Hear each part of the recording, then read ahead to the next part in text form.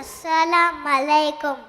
My name is Ammar bin Zubair from UKGG. Today I am telling a story called The Thirsty Crow. Once upon a time, there was a very clever crow. One day, he left his home and searched for food. It is a very hot summer day. Oh, I am very thirsty. He looked for water everywhere but couldn't find any water. At last, he found a pot in the park. He flew towards it. He tried to drink water but pot has very little water.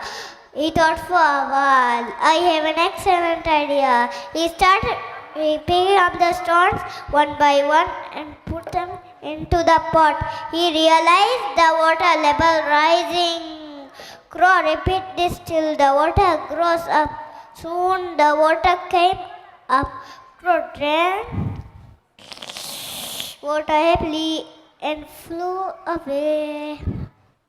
Moral of my story is there is way out from all difficulties. Jazakallah khairan.